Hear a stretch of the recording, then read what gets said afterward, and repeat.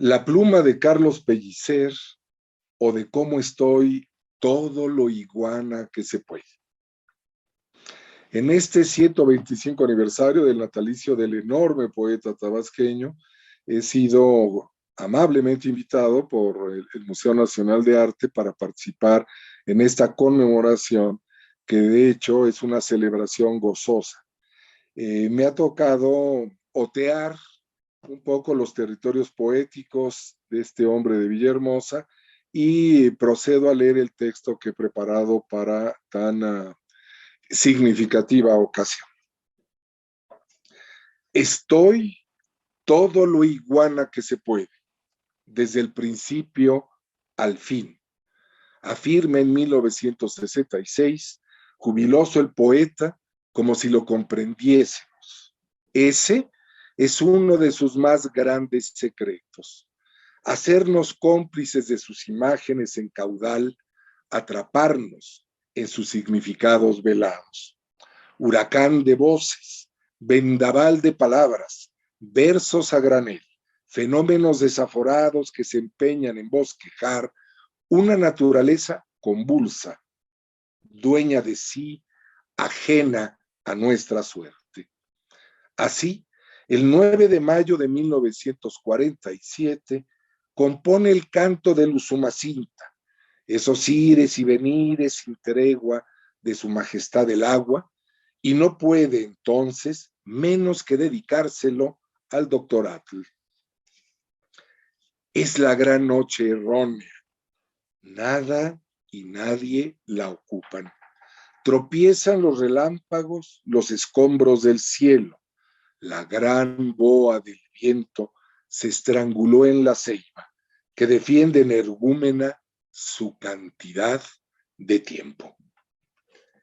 Ese otro súbdito del color y el movimiento, Gerardo Murillo, quien adopta el verso y el agua crece y habla y participa, será alma gemela de nuestro ente gramático. Sonoridad pura la del tabasqueño, que en su fastuosidad y estridencia se legitima. Peregrino en su tierra, andariego de parajes sin fin, que se vivifica en tales itinerarios. Estrujar la geografía, domeñar montañas y valles, agotar veredas y lechos de agua. Marcado, pues, por un halo místico, siempre observará las prescripciones de su conciencia, cristiana y compasiva, crítica y caritativa. Se alzará en guardián de tradiciones que forjan el espíritu del creyente, en la profundidad devocional de la Navidad, a la que entre 1946 y 1976 le dedicará la instalación del Belén, incluyendo sus dotes de pintor, compositor de bulto, maquetista e instalador exquisito. La composición de la letanía, rozando la plegaria musical del villancico, con cosillas para el nacimiento, así estudiadas y antologadas por Gabriel Said, con auxilio del sobrino artista Carlos Pellicer López. Ante tal derroche de virtudes y habilidades, Javier Villaurrutia no duda en aseverar en la poesía de los jóvenes de México, ya en 1924, que Carlos Pellicer es el único artista que está capacitado para fundir los elementos de todas las artes. Alma gemela que le publicaría ahora de junio 1937 en las ediciones del Hipocampo. Ser abierto a su tiempo, comprometido con su espacio, entregado a su gente, pietista extemporáneo que con vehemencia inigualable asumiera como propio el destino de los indios, de los más pobres. Vendedor ambulante de confites y golosinas fabricadas por su madre, venía de la estrechez y las carencias. Quizá por ello soportaba una y entendía las otras. Aún en las amenazas de la prisión, Recuérdese que estuviese recluido en el cuartel de San Diego, Tacubaya, en febrero de 1930. Padecimiento sin motivo alguno, solo por ser joven, solo por ser antagonista de un régimen autoritario e injusto. Fue vasconcelista y por mantener dignamente la identidad original del personaje magnífico al frente de la Universidad Nacional y de la Secretaría de Educación Pública, se distanció sin romper con él para en una brecha ya insalvable evitar la descalificación y el enfrentamiento con quien abjurara de sus causas y enarbolara las del catolicismo recalcitrante, el nacionalsocialismo y su abierta simpatía por Hitler. El expansionismo estadounidense en el orbe entero, con especial compulsión destructiva en Latinoamérica, entre un rosario de errores imperdonables, reconocidos con notable lucidez por su propio hijo, Héctor Vasconcelos. Rehén de la memoria como piedra de toque en la construcción del futuro, ese Dios desconocido que se viste de esperanza, viajó al pasado para actualizarlo en la salvaguarda del patrimonio arqueológico, histórico y artístico, habilitándose ni más ni menos que en la Sorbona durante casi un cuatrienio. Así, se levantaron los museos del Parque La Venta y el arqueológico de Villahermosa, el del pasado Tlahuica, Jecacjo, lo que yo soy, y anexas en el exconvento de Tepoztlán, el Anahuacalli de Diego Rivera y la Casa Azul de Frida Kahlo. Sin distingos de ninguna clase, puso su talento en la vida con sus turbulencias y en su obra con sus epifanías y sus angustias. La visualidad del poeta encuentra un correlato magnífico en su espacialidad arquitectónica. De allí su entendimiento automático con ese genio llamado Juan O'Gorman. En materia constructiva, de diseño de ambientes e incluso de montaje de piezas, desde murales hasta judas de insolente tamaño o macizos pétreos de los mexicanos de la lejanía. Empero, su mirada elude la elocuencia de la retórica y la pesadez de la museografía oficialista. Su discurso siempre será plástico, jamás será ideológico. De allí que alcance niveles de sutileza inverosímil en la reconversión del alojamiento familiar en plataforma expositiva en la morada de nuestra mujer, Dragón, de los piquetitos en los rumbos de Coyoacán, a unos pasos de donde instalara, junto con Diego Rivera, a la tribu de León Trotsky, que a fin de cuentas sirviese de túmulo, pero también de cenotafio. Premio Nacional de Literatura y Lingüística 1964. Galardón instituido en 1945, pero solo concedido antes que a él, a Alfonso Reyes, Mariano Azuela y Martín Luis Guzmán. Poeta visual, cronista de los sentidos y el paisaje. Dice, la carcajada de un pájaro en esta soledad sin garantías.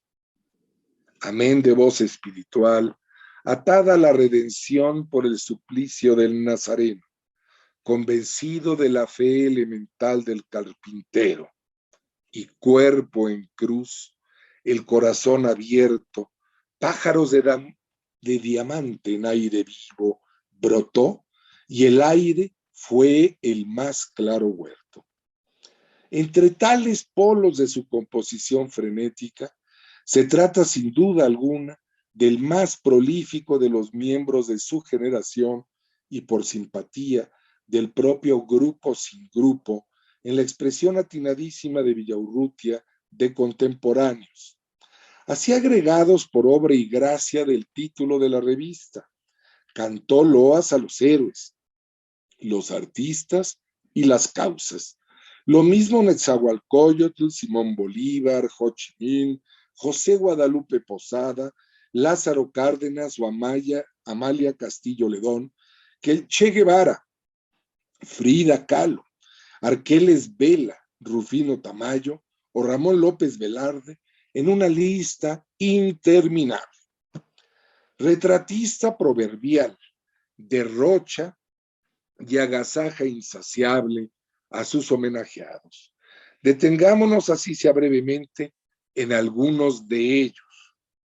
De Lázaro Cárdenas, 1972, indica: de raíces muy hondas hablaba generoso su ramaje, y a su sombra los hombres alzaron voluntades y conciencias, de que volaron pájaros soltando el grano y esperando el fruto con la lluvia en los ojos.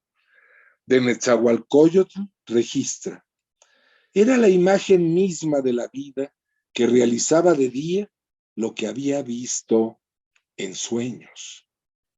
De José Clemente Orozco propone: ningún color reposa, todos corren o vuelan, la dinámica del espacio tiene historia de mar, es el tiempo motor el que lleva en su mano y hace luz en el humano lodazal. De Frida Kahlo alude: si tus hijos nacieron con edades que nadie puede abastecer de horas, porque hablan soledad de eternidades. En la estrofa terceto que finiquita el segundo soneto, añade: yo acampo en un abismo de ternura, seco de sed, tu corazón al vuelo dejó caer un poco de su altura. Y en otro soneto remata enigmático tras obsequiarle un anillo maya: nada soy, todo tú, con nuestra vida llena de soledad, yo soy la arena y tú la raya horizontal sufrida. Del estridentista compañero de armas gramáticas, Manuel Maples Arce, admira su voz y reconoce su lucha. Arqueles vela, vela su soledad frente de poderosas energías, frente de batalla. La soledad no está sola, junto a ella estamos siempre los poetas. Añade: no hay nada que volver a nada, ya casi hemos llegado a nube firme, la tierra está quedando abajo, los móviles son otros, diferente el arreglo atmosférico, por comenzar a individualizarnos, hemos dado la vida, individuo plural de aguas tan fértiles que establece la vida aún en las piedras más abandonadas. De Ramón López Velarde, tras en íntimo conversatorio pausas, en verdad, profundas y dolientes. El poeta, que murió joven y soltero, vestía siempre de negro, cual si llevara luto por sí mismo. Lo que movió en su sangre fue más humano que divino, pero un ángel le cuidaba las manos para que no arrancara más rosas que las que le cabían. Estoy escribiendo y las palabras se me quedan mirando como si preguntaran que por qué las escribo, que por qué no las invento. Sí, porque cada cosa y para cada quien existe un nombre. Sí, somos las palabras sin saberlas decir.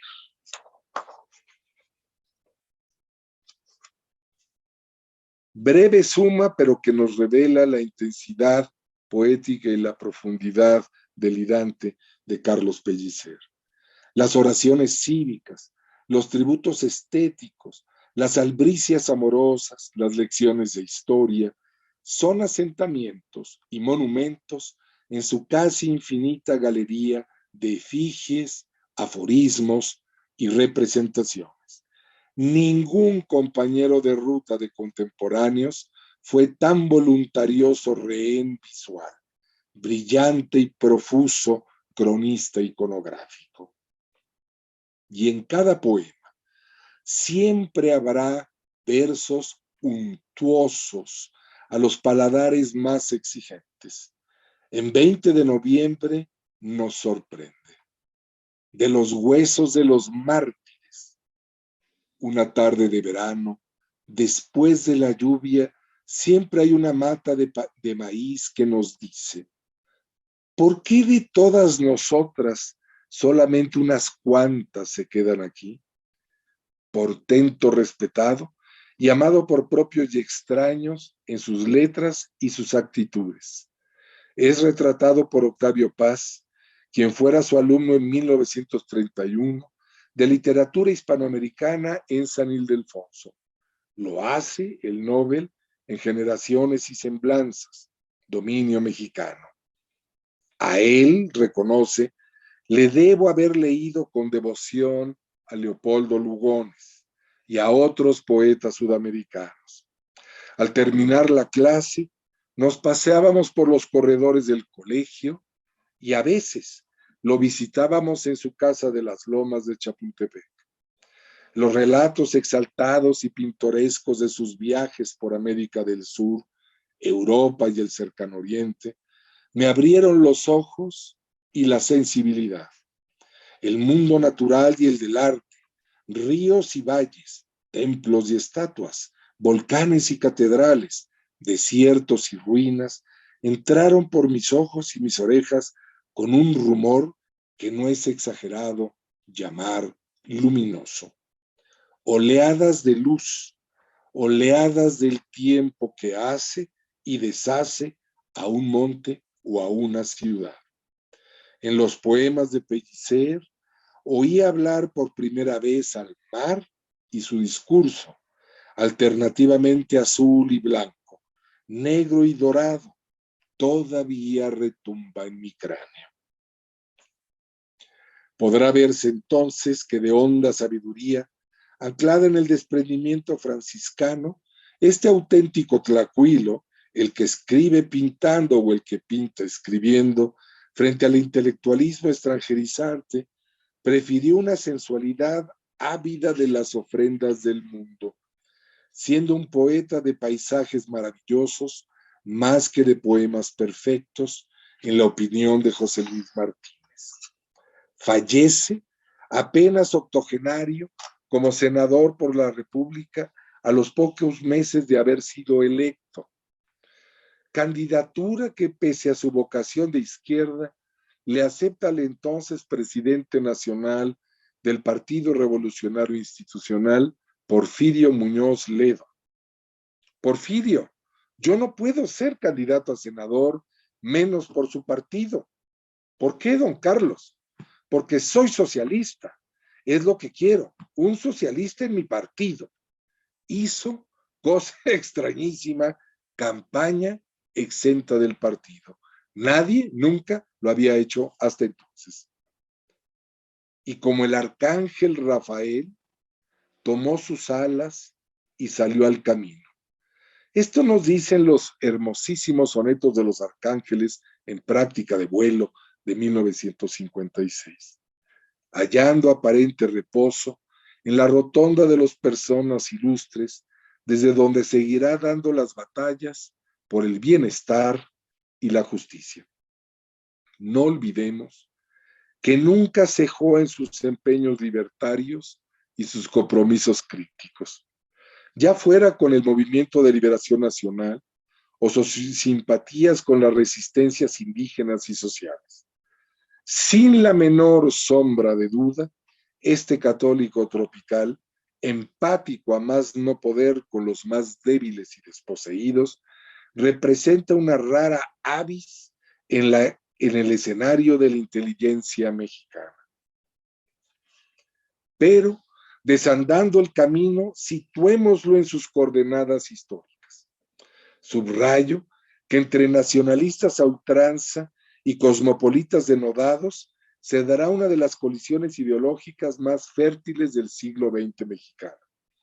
Del extremo de la crítica al régimen posrevolucionario, que se desgastaba a pasos agigantados, sobresalen dos comunidades de diálogo de signo inverso: los estridentistas, comunistas del Café de Nadie, y los contemporáneos liberales, grupo así llamado por la revista publicada de 1928 a 1931.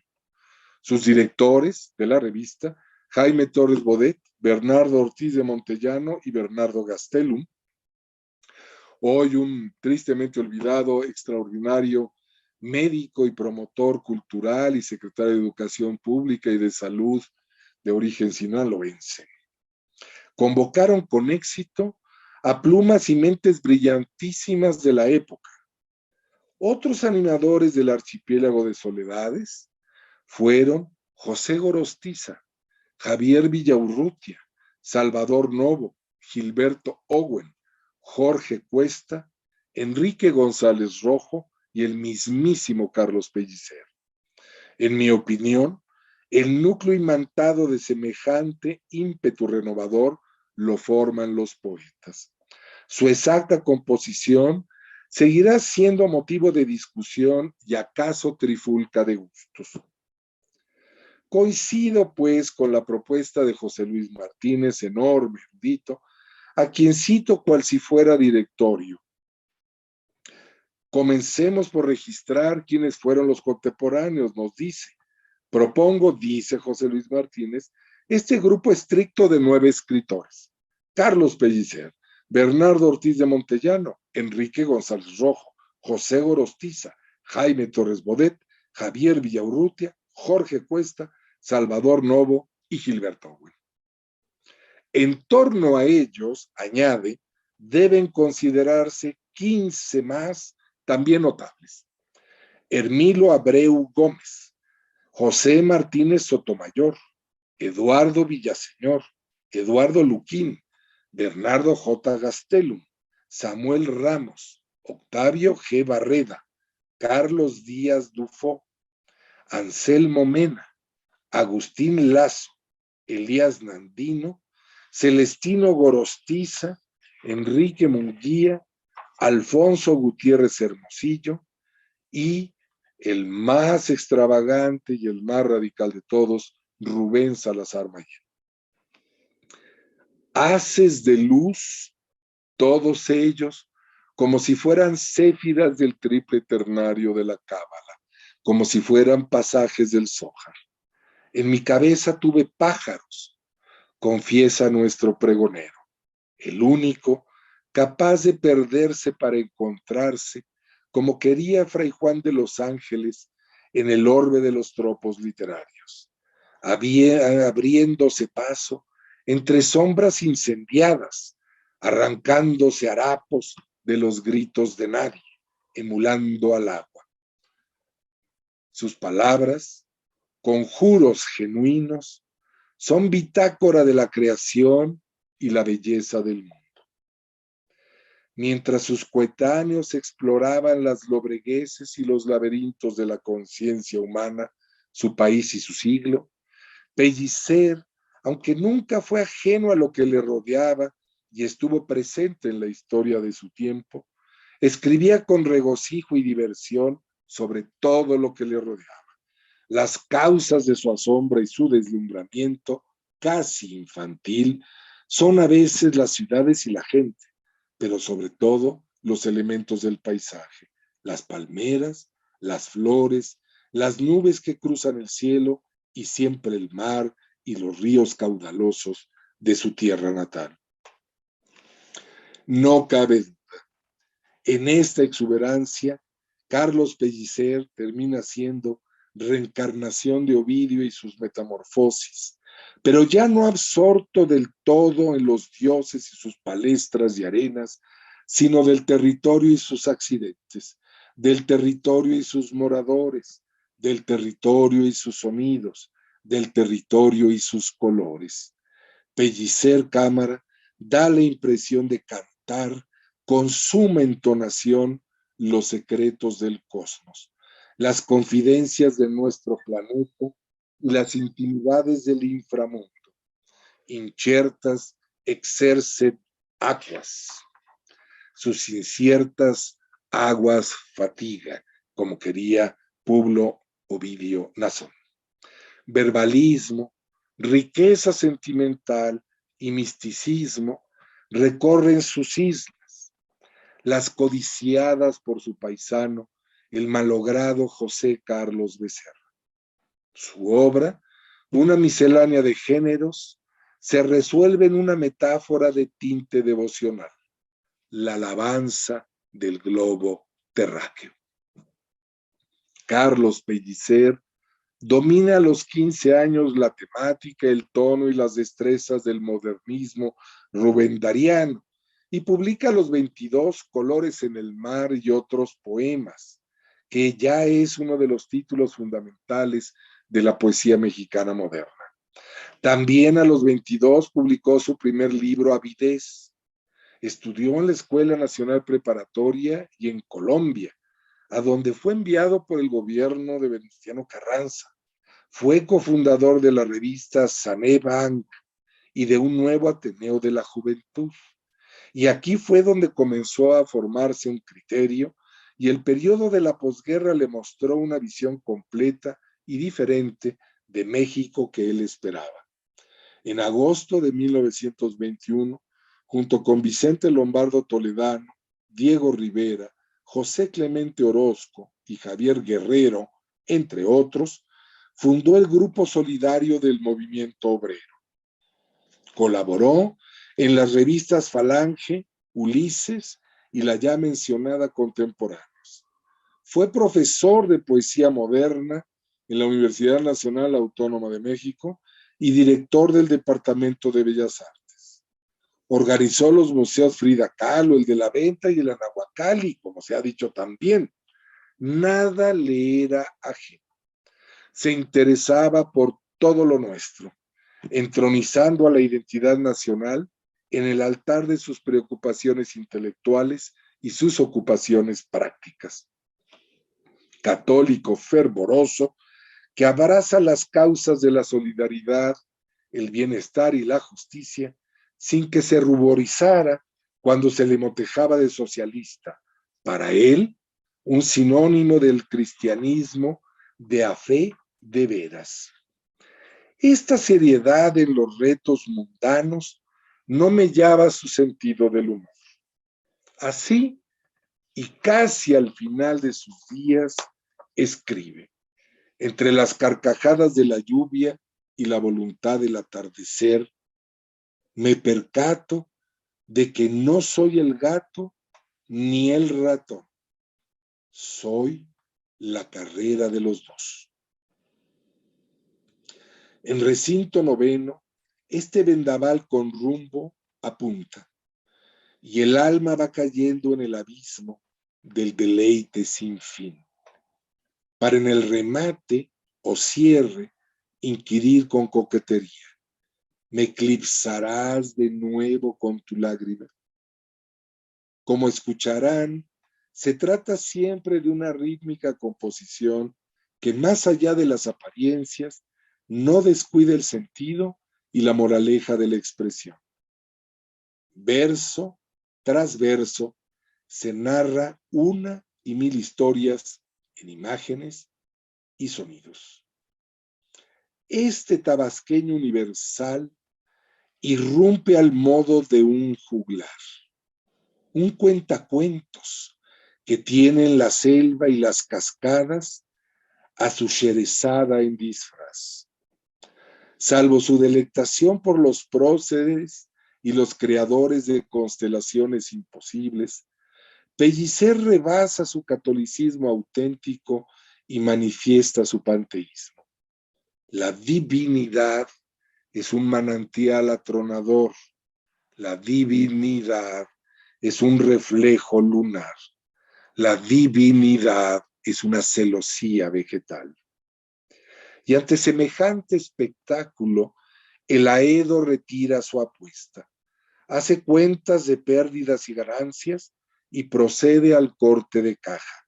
Expresa entonces un monólogo curioso dirigido a la sombra muerte. No quisiera morir sin verme a solas, con mi sombra, saber cuánto he olvidado, tenerla tan presente, que lo andado no tuviera final, el mar sin olas, el jardín sin la fuente y sin corolas, la melodía sin flautín, el dado sin la mano y la mesa y el candado sin la llave y la puerta. Todo a solas, un no morir a solas. Me acompaña ella, mi sombra, la que en la montaña me enseñó a suspirar por lejanías. A que nunca llegué, después de todo, me queda entre las noches y los días la sombra de haber sido de otro modo. Consciente de su mismidad, comparece al desnudo. Nunca fue mezquino o avaricioso, disfrutaba como propias las glorias y las famas de sus compañeros de generación y también de los jóvenes herederos. Esos invisibles cautivos en la libertad de los sueños cuando estaban despiertos. Jovial, hasta su último aliento, ejerció la polisemia de su ser expansivo, arbóreo, como una ceiba de las de su tierra, cargada de espinas y colmada de frutos envainados como algodones, en maya, yaxché, y en la vertiente del Pacífico, pochote, inquieto desde la raíz hasta la fronda.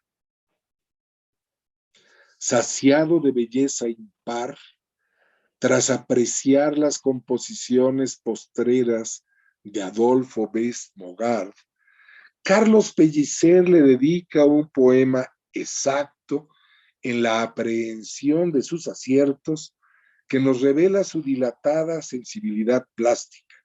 No en balde contaba con formación de artista, que aunada a su precisión lingüística, nos convida una auténtica joya poética.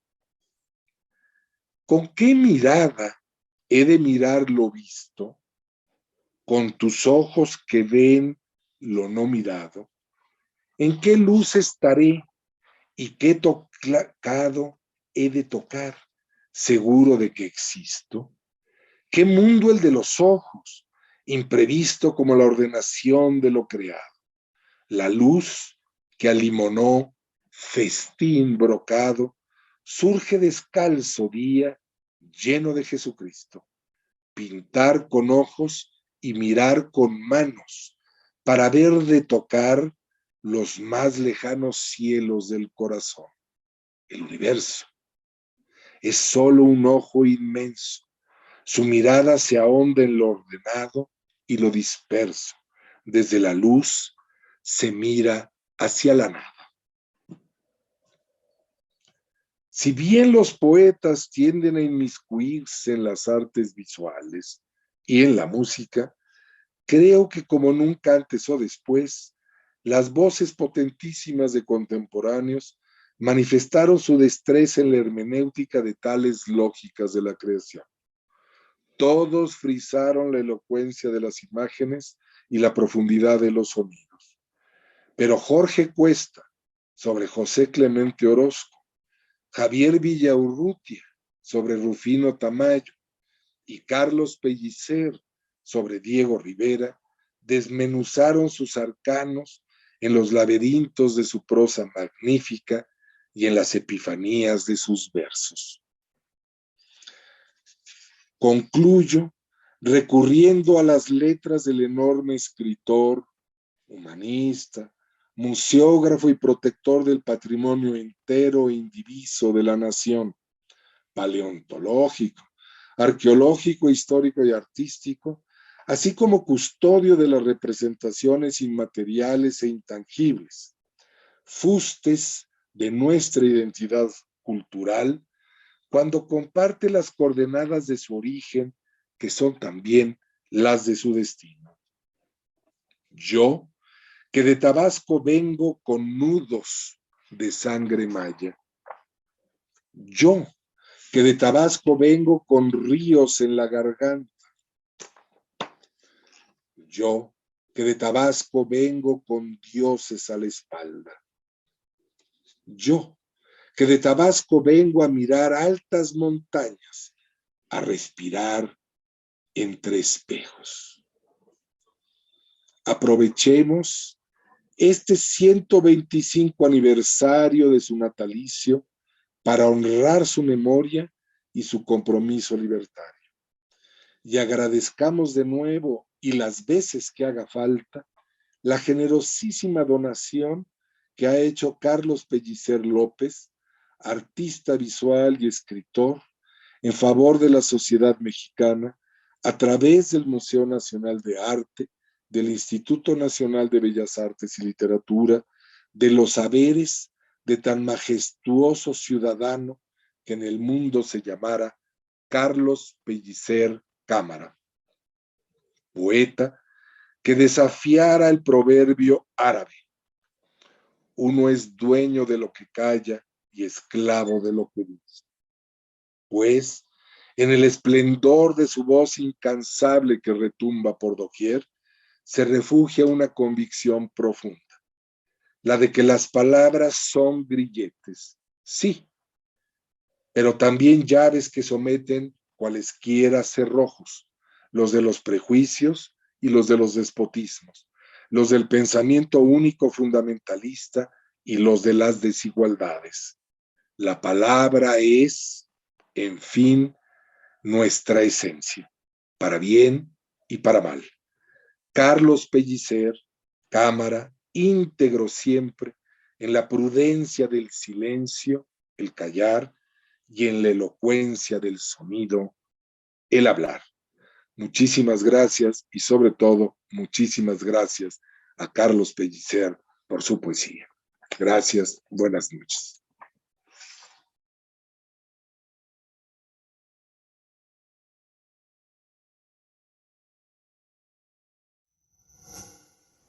Gobierno de México.